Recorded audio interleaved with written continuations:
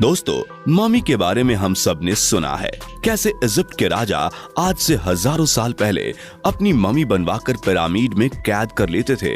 Mummies के बारे में काफी मूवीज भी बन चुकी हैं, लेकिन फिर भी मम्मी के बारे में इतनी दिलचस्प बातें अभी भी लोगों को पता नहीं है।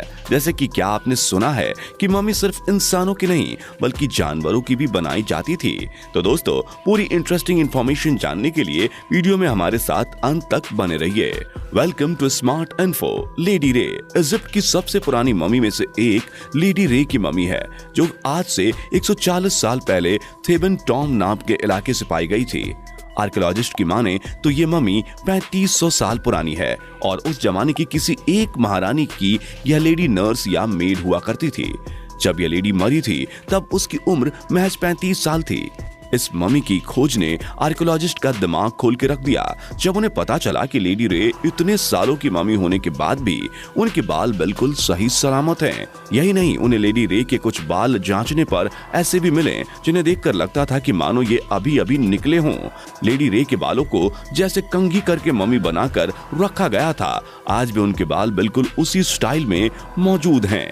रैमसेस II इजिप्ट के उस दौर में जब राजा महाराजा अपनी मम्मी बनवाया करते थे तब वह लोग 30-35 वर्ष से ज्यादा नहीं जीते थे, लेकिन रैमसेस II ने बाकी राजाओं के मुकाबले काफी लंबे समय तक शासन किया था। जब रैमसेस की मौत हुई तब वह 90 वर्ष का था और इसका फेरो इजिप्ट के एक छोटे से गांव सकारा में 1881 में खोजा गया था।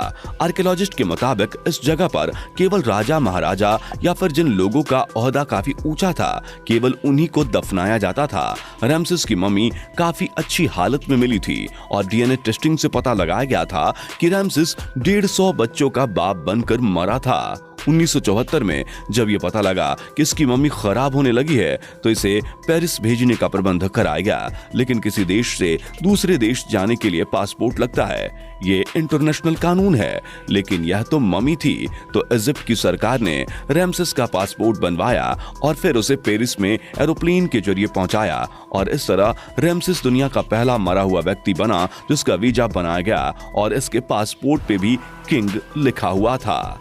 किंग तूतनखामन की मम्मी को दुनिया की सबसे प्रसिद्ध मम्मी माना जाता है। कहते हैं कि जब तूतनखामन की मम्मी आर्कियोलॉजिस्ट को मिली थी तो उनका सर चकरा गया। जिस कमरे में तूतनखामन की मम्मी पाई गई थी वह जमीन से 20 फीट नीचे था।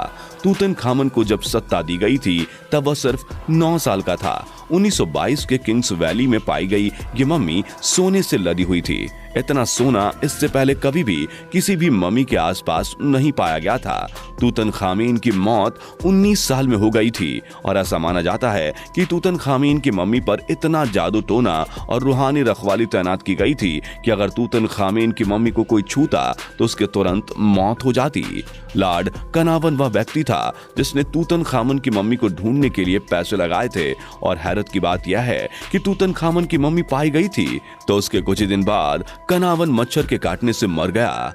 अब इसे महज एक इत्तेफाक कहें या फिर किंग का श्राप। क्रोकोडाइल मम्मी इजिप्ट में केवल राजा और महारानियों की ही मम्मी नहीं मिली है। इजिप्ट में एक प्राचीन शहर अल बरीजत में क्रोकोडाइल की भी मम्मी मिल चुकी है। हुआ यह था कि आर्कियोलॉजिस्ट को लगा कि इस जगह पर कुछ मम्मी मिल सकती है और इसलिए यह सोचकर उन लोगों ने उस जगह पर खुदाई करना जारी रखा, लेकिन उन लोगों को अपनी आंखों पर विश्वास तब नहीं हुआ जब वहां पर इंसानी मम्मी के बजाय क्रोकोडाइल की मम्मी मिलना शुरू हो गई। हैरत अंगेज ये है कि यहाँ 10 या 20 मम्मी नहीं बल्कि पूरी 100 मम्मी क्रोकोडाइल की पाई गई थी। इन मम्मी के साथ आर्कियोलॉजिस्ट को उनके ऊपर ढेर सारी राइटिंग मिली जिन पर रिसर्च करने के बाद पता चला कि इजिप्ट के लोग क्रोकोडाइल की पूजा किया करते थे और क्योंकि क्रोकोडाइल को वह शक्तिशाली होने का प्रतीक मानते थे इसलिए इतने सारे क्रोकोडाइल्स को मरने के बाद उनकी मम्मी बनवाई थी। हिरण की मम्मी क्रोकोडाइल की मम्मी इकलौती जानवर की मम्मी नहीं थी जिसे आर्कियोलॉजिस्ट ने ढूंढ निकाला था। उन्हें एक हिरण की मम्मी भी मिली थी जो कि किसी राजा महाराजा या किसी महारानी की तरह ही शान और शौकत के साथ मम्मी बनाई गई थी। आर्कियोलॉजिस्ट का यह मानना है कि यह हिरनी शाही रही होगी और अपने राजा या रानी के बहुत करीब होगी, इसलिए इसके मरने के बाद उन्होंने इस मम्मी को बनवाया होगा। Mud mummy. ऑस्ट्रेलिया के आर्कियोलॉजिस्ट को एक ऐसी मम्मी मिली जिस पर रेसिन के बजाय मिट्टी लगी हुई थी। प्रत्येक मम्मी को बनाने के लिए रेसिन का उपयोग किया जाता था ताकि इससे बॉडी लंबे समय तक खराब नहीं होती थी। लेकिन जिस औरत की मम्मी ऑस्ट्रेलिया के आर्कियोलॉजिस्ट को मिली थी, उनके हिसाब से ये महिला बहुत गरीब रही होगी जिसके पास रेसिन खरीदने के पैसे नहीं होंगे।